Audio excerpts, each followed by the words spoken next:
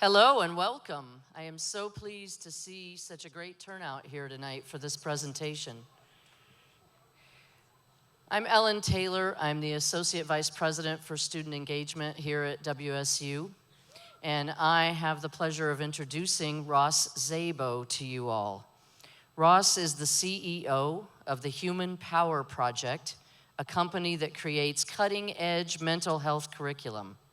He's an award-winning speaker, author, curriculum designer, and returned Peace Corps volunteer. Ross was the director of the National Mental Health Awareness Campaign for 8 years. In that time, he spoke to over 1 million people, created the first youth mental health speakers bureau in the country, reached millions in media appearances, and wrote a book entitled Behind Happy Faces. After 8 years on the road, he burned out. So he did what anyone would do when they're that exhausted. He joined the Peace Corps. Ross served in Botswana for 2 years. When he came home, he decided to start his own company and create mental health curricula for people of all ages. His first curriculum, also entitled Behind Happy Faces, is being used by over 200,000 students around the country. He's a social pioneer who has led the youth mental health movement, a blogger for the Huffington Post, a former mall model, and knows how to track lions by watching the movements of other animals, a very useful skill. Today, he's here to talk to us about mental health. I encourage you to get ready to laugh and change, and let's please offer a warm Palouse welcome to Ross Szabo. Thanks, Ellen. That's great. All right, what's up? How's everybody doing tonight? Great, good, little mix of words. Are you excited to learn about mental health tonight? That's a little more enthusiastic. The one thing that Ellen didn't mention is that I am also a member of Pi Kappa Phi. Are any of my Pi Caps here tonight? Couple? 2? That's about right. That's about our showing. And for you in the Greek life community, you may notice Behind Happy Faces because a lot of your national chapters use it, a bunch of you. I'm not going to name all of them. So before I talk to you about mental health tonight, I do want to talk to you about the Peace Corps. Have any of you ever thought about volunteering abroad, living in a different country, learning a different language, giving back in some way? That's actually a lot of you. As you heard in my introduction, I served in Botswana. Please help me out. Fancy clicker thing. Okay, so I served in Botswana. Americans are terrible with geography. So I used to put up just a picture of Botswana and people would be like, where is that? And then I started using a map of Southern Africa and people were like, oh, is that near India? So now I use, thanks Americans. So now I use a map of the entire continent of Africa with a large arrow pointing to Botswana. I lived in the most northern part of the country and I worked at a center for people with disabilities. So the students you see in this picture have different disabilities. Some of them have intellectual disabilities, some of them have physical disabilities, some of them are deaf. In the villages that they live in, they can be treated in pretty horrific ways. They can be abused, left alone, locked in closets for weeks at a time. So this center was created to give them different skills so that when they go back to their communities, they can find employment, they can be a part of the village, they can do other things. If you've ever thought about joining the Peace Corps, I highly recommend it. It's often a 2-year and 3-month service. When I was serving in Botswana, I was serving with 6 Cougs. Washington State has a huge feeder system into the Peace Corps. But you get to do a lot of really important work. You learn about yourself, you learn about America's role in the world, and you learn about a whole different culture. You also get to do some really amazing things. You get to be a part of a community. So this is me in a wedding where I had to learn 6 choreographed African step dances and dance with a partner in what was just 6-inch loose dirt. I have a lot of families in Botswana that adopted me. I became fluent in Setswana, which is the local tribal language. And as was mentioned earlier in my introduction, here is me and here are lions. On the weekends, I learned how to drive safari trucks, and sometimes tracking lions is really difficult. You have to watch a lot of movements and know a lot of sounds. On this day, literally every animal within like at least a half mile was running one way, and I was like, let's go see what they're running from. Lions. So if you've ever thought about joining the Peace Corps, I highly recommend it. I am not here tonight to talk to you about the Peace Corps. I'm actually here tonight to talk to you about mental health. And the biggest challenge that I have whenever I stand up in front of any audience and say I'm going to talk to you about mental health is that all of you have different ideas of what that means. Like if you Google image mental health, these are the images that come up. So take a second to soak those in. You have celebrity breakdowns, you have school shootings, you have people looking angry, sad, lonely, scared. And the biggest problem with all these images is that as you look at these images, very few people in the audience are like, I want to be like the people I see on the screen. Very few people, when they hear the words mental health, think of positive things. Most people, when they hear just those two words, mental health, immediately think of having a problem. You think of depression and suicide, schizophrenia, bipolar disorder. You think of all the challenges people can face. But the actual definition of mental health is not having a problem. The actual definition of mental health is how you address the challenges in your lives. So mental health isn't having a problem. It's how you deal with lack of sleep. Does anybody know anything about lack of sleep? Yes, it's how you deal with stress and breakups and family and your future and your finances and, of course, a mental health disorder. So tonight, when I say we're going to talk about mental health, I don't want you to think like, oh, that's not for me. Mental health is as important as your physical health. When you want to work on your physical health, you have to think about what you do to exercise, what you eat, how you take care of your body. When you want to work on your mental health, you have to think about how you communicate, what your relationships are like, and how you can take care of your mind. And so a lot of people, when they first see me, often wonder like, but how'd this guy become the spokesperson for mental health? Very few people when they first see me think like, oh, I don't trust this guy. He looks a little scary, looks like he has some mental illness, like I don't really think he's okay. And what I'm gonna share with you tonight is my personal story because I don't appear to be someone who has a lot of challenges, but I have been through them. And I wanna be clear from the start of this presentation that I don't know what it's like to be you. I don't know what it's like to go through what you go through. I don't know what it's like to experience the stress you experience, the loss, the change that you experience. But I do know what it's like to be diagnosed with bipolar disorder when I was 16. I know what it's like to attempt to take my own life when I was 17 and a senior in high school. I know what it's like to go to college and be there for 2 months before I had a major relapse with bipolar disorder and have to go home. I know what it's like to be in and out of psychiatric wards and different colleges for the next 4 years until I found a way to really manage bipolar disorder and start balancing it. So what I'm gonna do tonight is talk to you about a variety of things. I never share my personal story to scare you. Like I would never want anyone in this room to be like, man, that guy's life sucked. Guess I'll go eat. Like that's not why we're here. If that's what you take from this presentation, I failed. What we are gonna talk about tonight is a broad overview of mental health and how it impacts your life.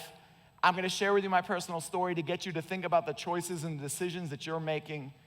And then we're gonna talk about coping mechanisms because coping mechanisms really are the building blocks of mental health. So I always like to start this presentation with some statistics. The statistics around mental health are pretty overwhelming. 25% of college students experience a diagnosable mental health disorder. Suicide is the second leading cause of death for college-age students. 76% of college students report feeling overwhelmed. 11% report getting a good night's sleep. I could go on with statistics for a while, but here's what I've become sick of. I feel like since all of you have been in middle school, you've heard these statistics. You're stressed out, you don't sleep. You have anxiety, you have depression, you have all these problems. There's been awareness campaigns letting you know how messed up you are for years. And then when you get to the point where you're like, hey, I do have a problem, what can I do about it? We tend to say like, you gotta talk to someone. You have to seek help. And that's cool, that's important, but it's disempowering. Because it's basically going out and telling you, hey guys, you're all messed up, and this is the only person who can help you with it. We don't do this with physical health issues. Like I would never sit all of you in this room and be like, all right, everybody, here's the deal. You have heart problems and cancer and diabetes. You're probably all gonna die in the next 5 years. And then when you're freaked out and you're like, what can I do about it? I'd be like, I don't know, talk to a doctor. I can't help you. I was just here to tell you you're messed up. Like, I don't have any other involvement. We need to start treating mental health like we treat physical health. All of you in this room know what kind of exercise you should do, how you should eat, how you should take care of your body. You have been given skills and tools to manage your physical health since kindergarten. We need to do the same thing with mental health, and that's what tonight's presentation is about. It's about creating skills and tools to actually manage your mental health instead of telling you you're messed up. There is one statistic that is really relevant and one statistic that is the reason I started speaking, and that is that over 50% of college students do not seek help for their mental health. So I always like to begin the presentation with this question, why? Why is it that all of you in this room know someone who's experiencing some kind of mental health challenge, but over 50% of people won't talk about it, won't tell a friend, a family member, anyone? So I was hoping some of you could raise your hands, give me some quick answers. Why don't we talk about mental health? Yeah. Scared to admit it, yeah? You had your hand up. Negative stigma, so you could be judged or labeled. What else? What are some other reasons we don't talk about mental health? Yeah. People don't know how to put it into words or communicate it? Yeah, what else? Yeah. Lack of resources? Hard to be vulnerable. Anything else? I can't see all the hands, so if you have your hand up, like, give me some kind of signal, especially you in the dark zone that I can't see at all. Any other reasons? You're missing some huge ones. Flipping hair, yawning, yeah. Did you say people tell you they're fine? Yeah. Oh, so like you tell someone you have a problem, they're like, no, you're fine. They kind of minimize it. Yeah. Anybody else? Yep. Okay, it can be a bit taboo, so going back to like not knowing how to communicate it. Anything else? Yeah. Don't want to be a burden behind him? Pride. Yeah, I got this. I can suck it up. I can deal with it on my own. Yeah, last one. They don't even know they have an issue. So you could be in denial or not know you have an issue. I think the two biggest ones I didn't hear are trust. A lot of people have their trust burned, so they don't feel like they can talk about it. And then it's a sign of weakness. Why don't you suck it up? Why don't you deal with it on your own? Why are you crying? The reason I start with this question, sorry, this clicked ahead a bunch. Okay, all right. I see you, remote control thing. Okay, so the reason I start with this question is because a lot of people think step A for treating mental health is getting a diagnosis or getting treatment. But step A is actually asking this question. Why don't we seek help? Why don't we talk about it? You need to ask this question in your friendships. You need to ask this question in your families. You need to ask this question in your chapters, wherever you are. Because the answers to this question are actually step A. I had access to the best mental health treatment in the country, and I wasn't compliant with it because I felt stupid, weird, ashamed, weak. I thought I should suck it up. I thought it should go away on its own. I was not actually able to get help until I addressed all of the issues you just mentioned. That's step A. The second piece of this is, as somebody mentioned, we don't have a vocabulary to talk about it.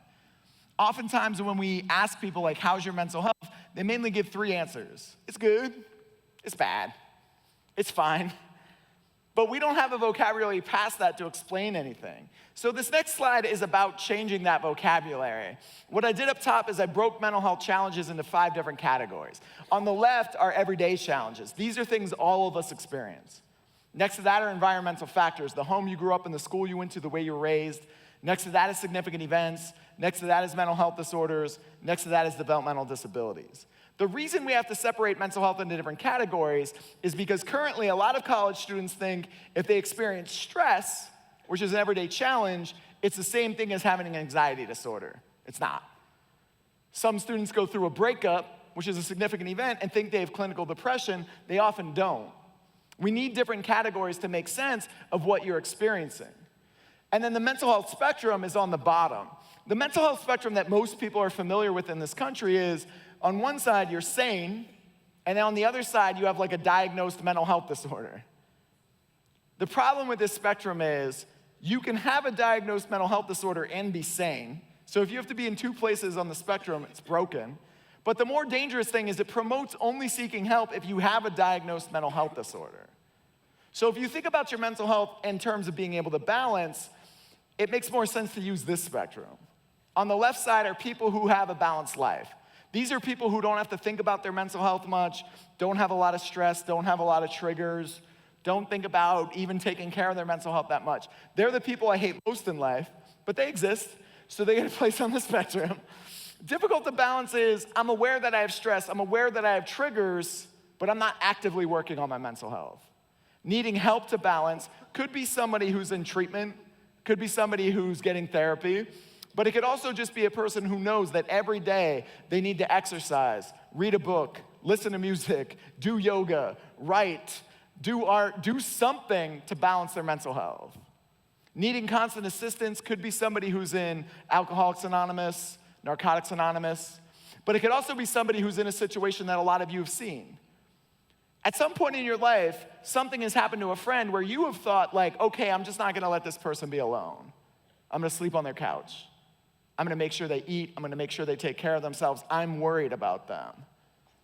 And then being unable to balance could be somebody who's suicidal, but it could also just be somebody who went through a really traumatic event, and no matter what they try, they can't balance. Parents divorce, death of someone you love, breakup, something traumatic that even for a couple of days or longer, you can't balance.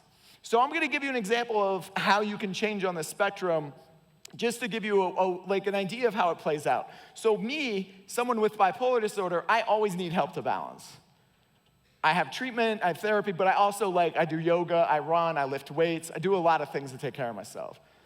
I currently work at a school. I created a middle school, high school on UCLA's campus where we teach wellness once a week to kids in grades 6 through 12, where basically they learn about mental health the same way they learn about physical health. First school in the country to do this. We're trying a lot of different things. It's a dream job for me. So we opened the school last year.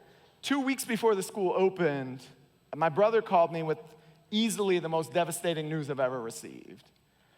So my brother called me and told me that my dad died. Now at the time, my dad wasn't sick. He was the healthiest person I knew. He rode his bike 16 miles a day. He ate right. He wasn't on any medications. He had no problems with his heart. He had no cancer. And so when my brother called and told me that, it was just shocking. And it's still the news that I grieve the most. And so my place on this spectrum went from needing help to balance to not being able to balance. But even though I wasn't able to balance, that doesn't reflect if I was able to function. I couldn't balance my life for probably 4 to 5 months. Did I still go to school every day? Yeah. Did I still teach every day? Yes. Did I still have my marriage? Yes. Did I still have responsibilities in my life? Yeah. But no matter what I tried, I wasn't able to balance. So when you think about your mental health moving forward, don't think about your mental health being good, bad, or fine. Think about where you are on this spectrum and what you need to do to change it. And this spectrum is important because there are a bunch of issues hitting college students today that are really difficult. And the first one is what I like to call a competition to see who can be more stressed out. So the way this plays out is one student tells another student, yo, I didn't sleep last night. I have a test I have to study for. I have a paper I have to write. I'm not gonna sleep tonight because my life is stressful. And the next student, instead of being like, oh, that sounds really hard, I'm cool, is like, no, I have 2 tests. I have 3 papers. I play 2 sports and 6 instruments. I volunteer everywhere. I got a job to help feed my family. My life is harder than your life. My life is more stressful than your life. If all of you are having a competition to see who can be more stressed out, please know this is a competition nobody actually wins. Because the winner of that competition is the most burned out person you know. You don't win ice cream. You don't win a car. You win by being like, now I can't do anything. It would be much more useful to have a competition to see who can sleep more or who can handle their workload better than to see who can stress out. And what this boils down to is there's a huge difference between good stress and bad stress. Good stress is a motivating factor. Activate your fight or flight mechanism. Good stress helps you get things done. Bad stress is the polar opposite. It's headaches, body aches, insomnia, it's loss of appetite, it's moodiness, it's anxiety, it's nervousness. The issue is when I say just the word stress to all of you in this room, so just the word stress, how many of you immediately think of good stress? And how many of you immediately think of bad stress? And so if you want to watch a fascinating TED Talk about this, it's called How to Make Stress Your Friend. It's research from Kelly McGonigal, where they took hundreds of thousands of people who had the same stress levels, and they asked them how they frame it, good or bad. And then they followed them in longitudinal studies to see who died. People who frame stress as being good, on average, lived to life expectancy, had a normal amount of health issues, and went through their lives pretty fairly normally. People who frame stress as being bad, that was the only independent variable, often died 5 years before life expectancy, had more heart issues, cancer, health problems than people who framed it as good. There are a lot of neuroscience tricks about how to frame stress as being good and motivating in your life, but here's the deal. If you, in college, are already framing stress as being bad, you probably did it in high school, and you created this whole habit of looking at stress as being in a bad way. And that is gonna really affect your mental health. The next big issue affecting college students today is lack of sleep. I have a great saying up here. You don't have insomnia, you have a messed up sleeping pattern. I have 2 pictures of people asleep and then a baby asleep on a pug. Why? Because it's adorable. So before I go into why sleep is important, I want to ask you some quick questions about how much you sleep. I want you to think about how much you sleep on your average school night.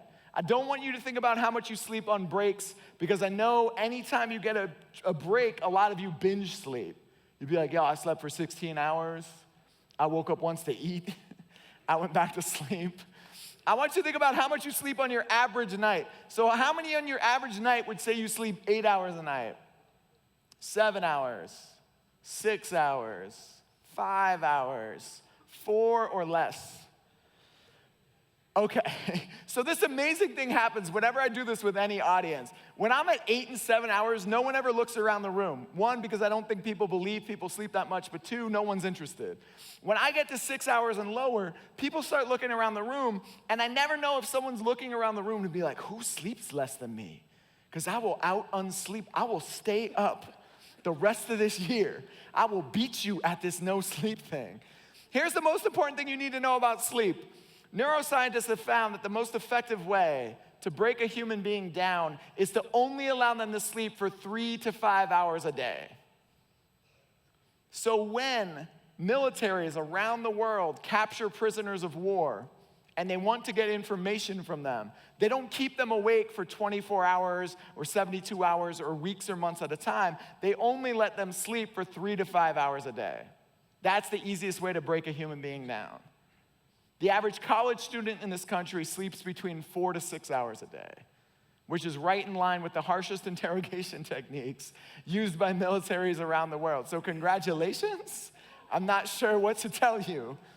But I will say, if you're not getting enough sleep, it's obviously gonna impact your mental health. And the reason stress and sleep are so important is because the human brain doesn't fully mature until age 25.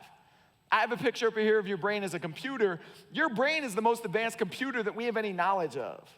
We can't build a computer that does 1/10 of what the human brain does. Your brain has trillions of synapses firing and taking in all kinds of information effortlessly. Right now, your brain is taking in at least 10 sounds, 40 colors, and focusing on my voice and blocking everything else out effortlessly. Your brain is an amazing, amazing, amazing organ. The issue is 2 things. 1, your brain matures back to front. So when we say your brain doesn't fully mature until age 25, all we mean is it's not fully connected. The last part of the brain to fully connect is the prefrontal cortex. Now, young women mature faster than young men. This is not news to anyone. It's not surprising. But the last part of your brain to mature is only responsible for things like decision-making, planning, communicating emotions, and doing a lot of self-regulating things. So the reality is, before age 25, your brain doesn't look like this, it looks more like this. It's wiring itself. It's connecting itself. It's forming coping habits. It's forming communication styles. It's forming relationships. This is why mental health is not something you do just when something's wrong. It's not something you do just when you have a problem. Your mental health is something that you have to wire and foster and grow like your physical health. And two of the biggest confusing issues inside of that tend to happen with anxiety and depression. As I travel around the world, people come up to me all the time. They're like, hey man, anxiety disorders are off the charts. We have so many more anxiety disorders than we ever had. And that's possible. It's also possible that people don't know the difference between feeling nervous and having an anxiety disorder. Nervousness is something all of you in this room feel. The butterflies you get in your stomach when you're about to take a big test that you haven't studied for, or write a paper on the last night it's due. The butterflies you feel when you really like someone, but you don't know how to talk to them, so you just follow them on Snap or Instagram. The butterflies that you feel when you post the most perfect picture ever and no one likes it. All of you have those butterflies. That's normal. An anxiety disorder is that nervousness times 900 million. It's a physical feeling like you're having a heart attack, you can't breathe, you're going to die. You can tell someone who's nervous to calm down. Someone who has an anxiety disorder, the opposite of that is actually reality. It's not just being calm. And on the flip side of that is depression. Everyone's talking about depression, and a lot of people don't know the difference between feeling depressed and actually having clinical depression. When you feel depressed or upset or sad, those are things that have an identifiable cause. You go through a death, a parent's divorce, a breakup, you go through some kind of change or loss, you can feel depressed about it. But you have an identifiable cause. A lot of those things I just mentioned are so important, you should talk to a mental health professional. But the opposite of feeling depressed is happiness. When you have depression, you don't have an identifiable cause. Everything sucks, everything hurts, and you don't know why. You lay in bed all day and sleep all day. You stop doing things you enjoy. You stop taking care of yourself. You may have thoughts of death. You may have thoughts of suicide, but you don't know why. A very famous author, Andrew Solomon, said, the opposite of depression isn't happiness, it's vitality. It's having the energy to get up every day and do the things you need to do. So to talk to you a little bit more about depression, I'm going to share with you more about my personal story. I have a really interesting beginning to my personal story. As I mentioned, I live in Los Angeles now. I didn't grow up in LA. I grew up in Pennsylvania. That's not really interesting. What is interesting is that I was actually born in Bethlehem and raised in Nazareth, Pennsylvania. If you are unfamiliar with biblical figures, Jesus was also born in Bethlehem and raised in Nazareth. It was just a whole different part of the world. The deal is, if you live in Nazareth, it's a really small town. We don't have a hospital, so if you're pregnant and you live in Nazareth, you have to go to Bethlehem, have your child, flee back to Nazareth. I'm not sure how my mom got home. Pennsylvania has a lot of really strange town names. An hour south of Bethlehem, on one road in Pennsylvania, you can drive through Intercourse, Middlesex, Virginville, and then what is the town next to Virginville, Pennsylvania? Blue Ball, Pennsylvania. So if you are driving through Pennsylvania, like hopefully you drive like reverse on that map. I'm not saying that it would help you, but it could happen. And now you're looking at me and you're like, I thought this was a mental health presentation. This is where my mental health issues started, so I would like to blame the people who named these towns. Any presentation about mental health starts with a picture of a family. This is mine. This is a really great early 1980s photo. My parents are wearing matching track jumpsuits. My mom has just let out her hair from a perm. We are moving forward with bad decisions in our life. I have two older brothers, so I am the little baby in yellow that's being held by my dad. What I love about old photos like this is like the dog figured out where the camera was, but my oldest brother couldn't. Like, okay. So what I love about family photos, and all of you have a family photo, is that there's so much you can't tell from this picture. So like as you look at this photo, you would never know that my father was raised by a classic 1950s alcoholic dad. That when my dad was growing up, he was never hugged, he was never told he was loved, he never had a friend come to his house, He never had a birthday party. He was never given a present. He wasn't supported in any way. And the only time he was touched was when he was physically abused, like his mom, his brother, and his sister. And as you look at this photo, you would never know that my mom grew up with a mom who had bipolar disorder and was an alcoholic. And that her childhood was filled with such a different, tumultuous time. That sometimes she came home to music and cookies, and sometimes she came home to a really dark house. And so these two people got together, and they decided they would have kids, and they decided that they would be different. And my dad, who had 3 boys, decided he would hug us every day. And he would tell us he loved us every day in a language he had to completely learn on his own, which is 1,000,000% difference from the household he grew up in. And my mom worked as hard as she could to make sure our home was stable and not tumultuous and not strange.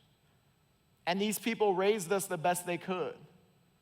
But the one thing they could never change is the biological makeup of our family. And on both sides of our family, we have anxiety disorders, depression, bipolar disorder, and addiction. I often joke with people, it wasn't a question of like, if I was gonna have a mental health disorder. It was more like, which one was it gonna be? What age was it gonna come out? And it was prevalent in our family. And so my life changed pretty heavily when I turned 11. This is a great picture of me rocking a Jordan t-shirt. We're dropping my oldest brother off at the University of Pennsylvania for his sophomore year. My oldest brother is really book smart. Like he graduated high school when he was 16 and went to the University of Pennsylvania to major in physics. Smart. Got through his freshman year. This is us actually dropping him off in August of his sophomore year. So we drop him off in August. In October of that year, my dad gets a call from the University of Pennsylvania psychiatric ward. And they said, your son has been determined to be a threat to himself and others. We've hospitalized him against his own will. We hope you can come down to visit him. So in October, when I was 11 years old, I went to visit my brother in a psychiatric ward. He stayed in that hospital for a couple of months. He came home in December. In January of the next year, so just a couple of months later, my grandmother died. 6 months later, my grandfather died. And 6 months after that, my best friend was killed in a car accident. So from the ages of 11 to like 12, 13, I went through a lot of loss. I went through a lot of change. And no one ever came to 11-year-old Ross and said, hey man, don't talk about your feelings. Make everyone think everything's okay. It's not okay for you to talk about this, but that's what I did. As I was traveling between the psychiatric ward and the 2 other hospitals every weekend to visit my dying family members and my brother, I realized that I could make people laugh, but I never talked about how I felt. And when my best friend was killed in a car accident, I just started drinking. Not all the time, but it was one way I would express myself was to just get drunk. So this was my pattern from middle school. I hid my emotions and I drank. As I got older and into my beautiful 10th grade year, it's okay to laugh at this photo. Who thought this guy would have trouble adjusting to high school? Lots of people. What happened to me in 10th grade was I started having experiences with bipolar disorder. So it started off with me not sleeping for 4 or 5 days in a row, but I wasn't tired. A lot of you don't sleep. I see it in your faces tonight, but you're tired. When you have mania, you can think like 8 to 9 thoughts a minute. Your mind is just racing and racing and racing, and you're not tired. I felt invincible. I felt like nothing had stopped me. Then my moods would change. I get really angry. My moods would change. I couldn't get out of bed. And because my mind was going through so much, I just wanted to shut it down. The quickest way for me to shut my mind down was not to talk about it. It was to drink. But when I was 16, I didn't drink to hang out with people. I drank to shut down. So I would drink a case of beer and pass out. Drink a bottle of vodka, drink a bottle of rum, and pass out. When I was in school, we had presentations like this. Someone would always come in and be like, hey, everybody, don't drink alcohol, it's bad for you. I knew that. No one ever came in and said, don't drink alcohol because you hate yourself. Don't drink alcohol because you don't know how to talk about what you're feeling. Don't drink alcohol as a coping mechanism. Luckily, my middle brother saw everything I was going through. He told a friend of the family. Friend of the family took me for a walk and was like, I think you need to seek help. So at age 16, I sat down with a psychiatrist, answered all of his questions for an hour and a half, and at the end of it, he said, okay, you have bipolar disorder. And in my 16-year-old brain, I thought, cool, it's got a name. I'll probably just go through some stuff and I'll move on with my life. But it wasn't that simple. It wasn't that easy. The hardest thing that happened to me before that diagnosis was that I learned to hide my emotions 5 years before it. And the more difficult challenge was that I learned to drink alcohol before I learned to talk about my feelings. So as I went through my junior year and into my senior year, that's what I did. I drank and I hid. And when I went into my senior year of high school, I went into a really deep state of depression. And that didn't just happen in one day. That didn't just happen in one moment. In September of my senior year, I started feeling really lonely. I felt like there was no one to talk to, no one would understand me. But even if there was someone to talk to, I thought I should suck it up. I thought I should deal with it on my own. I thought like one day I'll wake up, this loneliness, it'll just go away. It didn't. In November of my senior year, I started having thoughts of death, thoughts of suicide. And that built to the point where I was thinking about suicide and death 24 hours a day, 7 days a week. But again, I didn't talk about it. For 2 months of my senior year, anytime I was at school, I put on my happy face. I made everyone laugh. I made everyone smile. And then I went home and I either cried myself to sleep or I didn't sleep at all. Because I always thought one day I'd wake up and I'd just want to live again. I didn't want to burden anyone. I didn't want to talk about it. I wanted it to go away. But unfortunately, that day didn't come. On January 5th of my senior year, I was hospitalized for attempting to take my own life. And nothing happened that day. I went to school like I always did, had a basketball game that night, played in the game, won the game, went to a restaurant with my friends to celebrate like we always did. And on the way home from that restaurant, I decided I no longer wanted to live. I think the scariest thing about this moment in my young life is that I didn't want to die. And people always ask me, well, why'd you try and kill yourself if you didn't want to die? I didn't want to die. I just couldn't handle living the way I was living anymore. And taking my own life was a way out of that pain. For me, it was a way to get those thoughts to stop running through my head. And I did think everyone would be better off if I was gone. It wasn't true, but that's the way I felt. So that night, I was rushed to the hospital. I had attempted to take my own life. When I got to the hospital, they gave me a tranquilizer. I woke up like 24 hours later. I had no drawstrings in my sweatshirt, no shoelaces in my shoes, no sheets on my bed. Someone watching me 24 hours a day. A couple days after that, we all had group therapy. Everyone had to stand up and talk about why they were there. And the stories before mine were filled with really traumatic things. And then it was my turn to talk. And I was 17, and I really didn't even know what to say. And they said, all right, if you don't know what to say, can you at least tell us about your life? And I said, yeah, I can do that. My name's Ross. I'm president of my class. I played varsity basketball for 3 years.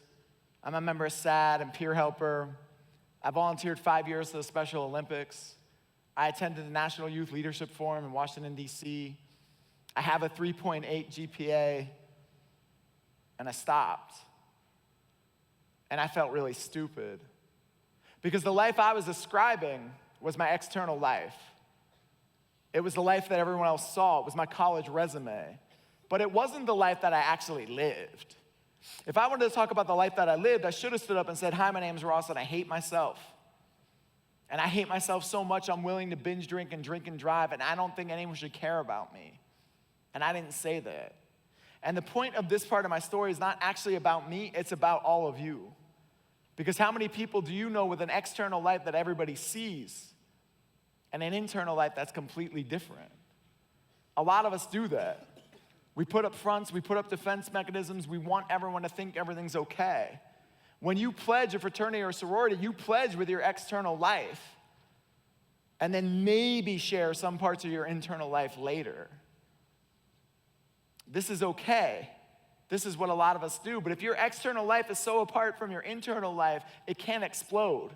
You need to find a way to focus on it more. Eventually, I got out of that psychiatric ward. I went back to high school. And when I went back to high school, all of a sudden, everything was different. Before I went to this hospital, I was a cool guy. I was the guy everyone partied with, everyone liked, everyone knew. When I got out of the hospital, all of a sudden, people just started calling me a psycho, a crazy kid. They made fun of me. They picked on me. They started a lot of rumors about me. I lost my friends. And 2 months after I got out of the hospital, a psychologist came into one of my classrooms to talk about the patients he was treating. And as he talked about the patients he was treating, every single student in that classroom started laughing. And it felt like they were laughing at me. And I was tired of being laughed at. And so I grabbed my teacher and I took him to the hallway and I said, hey, this isn't funny. And he looked down at me in a very rural Pennsylvania way and he said, okay, well, what do you want to do about it? And I said, let me speak. Let me tell people what it's like to actually go through this. He said I could speak, so 2 weeks later, I stood up in the exact same classroom and I spoke for the very first time. And it did not go as smoothly as this. I stood behind a podium and I sweated through my clothes and I shook. But when I finished my presentation, nobody laughed. And I learned at a young age that if you share your story, it opens people to sharing their stories. Now it's April of my senior year of high school, my college acceptance letters come in, and all I want to do is get as far away from Nazareth, Pennsylvania as I possibly can. So I went to American University in Washington, D.C.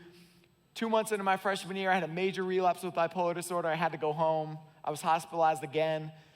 This time when I got out of the hospital, I didn't think I had a future. I used to sleep on my couch for 16 hours a day, sit out in my backyard, stare at nothing. I took a year off from school. I went to a local college in my house for 3 semesters. I took another year off. In that last year off, I had this epiphany that if I just went back to American University, everything would magically get better. So I returned to American University at age 22. And on the outside, again, I am killing it. I have internships. I'm giving school tours. I have a great GPA. But on the inside, not only am I a mess, I'm more of a mess because I never stopped drinking. And now my tolerance is higher than it was when I was 18. So in November of my first semester back when I was 22, one night I drank so much that I passed out for 22 hours.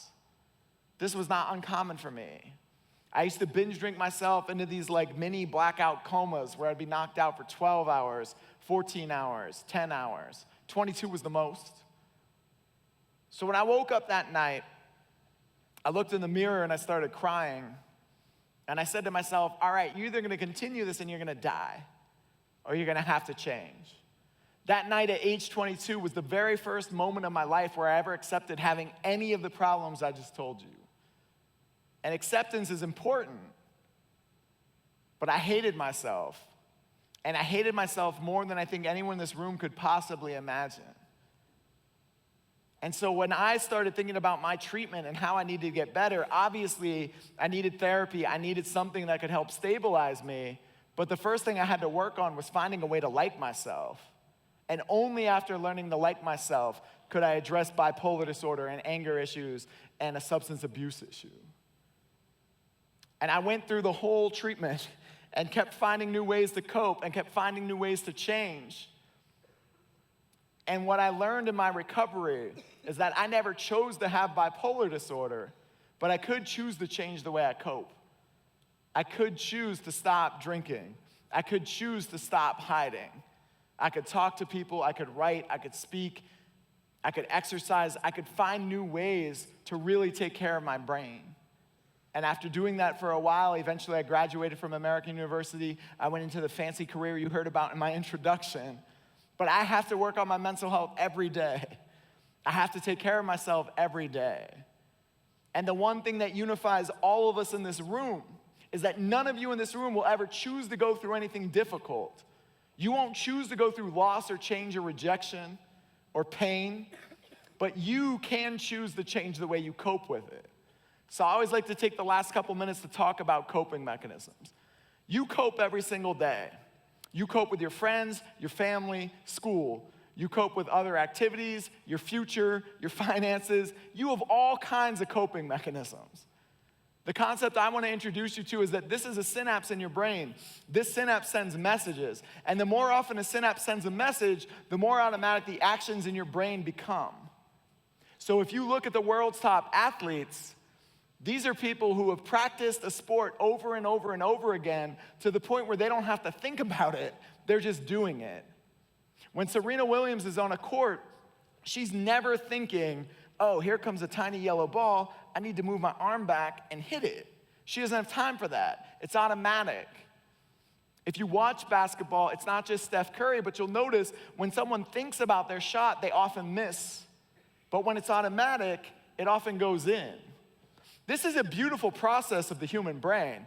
If you took MRIs of their brains, you would see pathways for their behaviors. But it's not just them who does this. It's you. How many of you in this room play an instrument? How many of you played an instrument for more than like 6 years? All right, what do you play? Flute? How long have you played it? 10 years? How long did you have to play it before you wanted to like play it in front of lots of people? It depends. So is it like a couple years or 5 years? All right, who else plays an instrument? Raise your hands. Where did all my instrument players go? All right, what do you play? Saxophone? How long have you played? 10 years? How long before you wanted a saxophone in front of people? 5 or 6 years? Okay. Is anyone in this room good at video games? Anyone on a college campus good at video games? All right, what is your best game, sir? Fortnite. Okay, now Fortnite's a tricky one because a lot of the skills for Fortnite came from other first-person shooter games. So I want you to be honest with me. How long did it take you to get really good at first-person shooter games? Like a year? That's very honest, because some dudes will be like, I was always great. I was probably playing in the womb, just came out, killing people on the video games, like I'm really good at it. What's fascinating about video games and music is that you have to build neural pathways to get good at it. The 5 to 6 years it takes to learn an instrument is so that you're comfortable with it, you built the pathways you can do it. Same thing with video games. When I play my nephews in Call of Duty, I'm not even good enough to get shot. They will just come up behind me and stab me. Just straight shank me, and I die, and then they laugh at me. And then I'm like, why couldn't you guys just shoot me? And they're like, you're so bad at this. And here's the deal. I'm never gonna be as good as my nephews in Call of Duty because I have a job. And secondly, because I'm never going to invest all of the hours that they have invested in building neural pathways in their brain for that game. I'm just never gonna do it. So this process of building neural pathways gives you the ability to play music, to drive, to walk, to play video games, to do all kinds of different activities. The only downside of it is it also affects your coping. I started drinking alcohol when I was 13. I started binge drinking when I was 16, and I binge drank for every emotional trigger I had until I was 22. The longer you use a coping mechanism, just like the flute, just like the saxophone, just like Fortnite, the better you get at it. So the coping mechanisms that you use, no matter what they are, you get better at them. And so what I want to do quickly is just take you through a montage of how early coping begins and where it can go. Coping starts this early. When you're crying because you want to be fed, held, or changed, you're coping. Oh, we're back to this game. Some people suck their thumbs. Some people have a blanket. How many of you in this room know someone who still has a blanket from their childhood that gives them comfort? I don't want to call anyone out and see a blankie tonight. What I want you to think about is there are actual neural pathways from this time period in your life to that blanket. And the reason it gives you such instant comfort is because of that. Some people have stuffed animals. At a certain age, your emotions start coming out. I hope this girl got what she wanted because she's real mad about it. And as soon as your emotions start coming out, the first thing people try to do is put you in front of screens to calm you down, to quiet you. What you have to think about with your coping mechanisms is which of them are effective. They build you your mental health, your physical health. Which of them are ineffective? They take away from you your physical health, your mental health. Because some of you watch TV for an hour or two and zone out. Others of you Netflix binge for a 4-day weekend and then resurface. Other early coping mechanisms. We just are doing fun stuff. Hold on. So some other early coping mechanisms are video games. That one's pretty clear. Shopping, eating. Eating is like a lot of people's go-to mechanism for coping. Some people, as they get older, okay, all right. listen to music. As you get into middle school, you might start playing a sport or doing art or writing or reading a book. But as you get into your teenage years, your coping mechanisms change. Some people drink, some people smoke weed, some people abuse prescription drugs, and sometimes coping isn't an action, it's a lack of action. It's isolation, it's shutting down.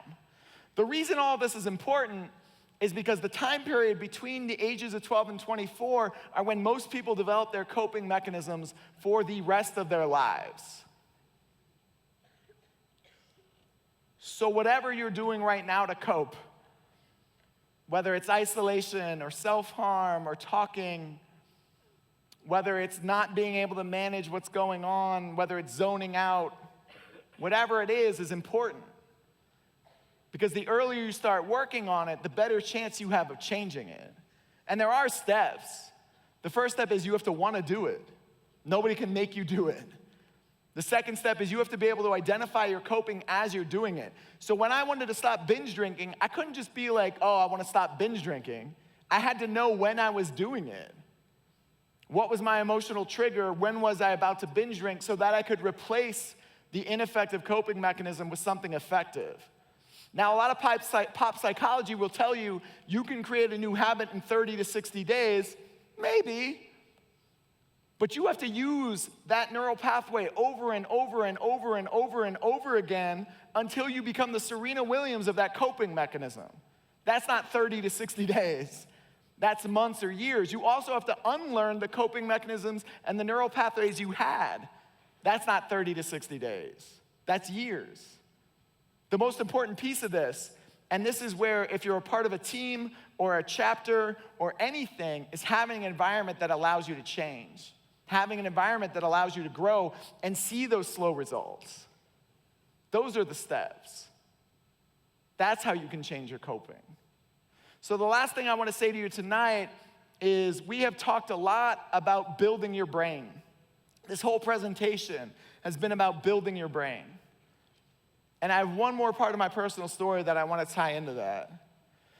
When I turned 21 years old, my parents took me out to eat for a birthday dinner. Pretty standard birthday dinner. We sat down, we ordered appetizers, waiter walked away, and then my parents started crying. And this was not standard. I'd actually only ever seen my dad cry one time before this in my entire life. So I'm 21, it's my birthday dinner, my parents are crying. So I look at them really confused and I say, hey, why are you guys crying? And my dad looked back at me through those choked up, kind of bawling breaths. And he said, we didn't think you would live to be 21. I gave my parents a lot of reasons to not think I would live to be 21, but I did. I can't tell you how many hands I've held, how many people I've hugged, how many tears I've seen from friends and family members who have someone who didn't live to be 21. 2 years ago, my cousin died from an opiate overdose at 23. All of you in this room, you have one life. You have one chance, and this is it. And most of us spend our daily lives going through some checklist of things we have to do. But every day we do that to just get to our one place of comfort, to get to our one moment of peace. And for all of you in this room, that place of comfort or peace could be different. For some of you, it's a person. For some of you, it's a room. For some of you, it's a song, it's a phone, it's something. The next time you're in your place of comfort or your moment of peace, I want you to really think about your internal life and how you can express it more. Because it takes more strength to talk about these issues than it does to hide them. It takes more strength to uncover these issues than it does to bury them. All of you in this room have the power to change your mental health. It's time for you to embrace that power. So tonight, I shared with you my personal story. But what I really hope is the next time you're going through something difficult, the next time you're struggling, you will find the strength to tell your story. Thank you very much.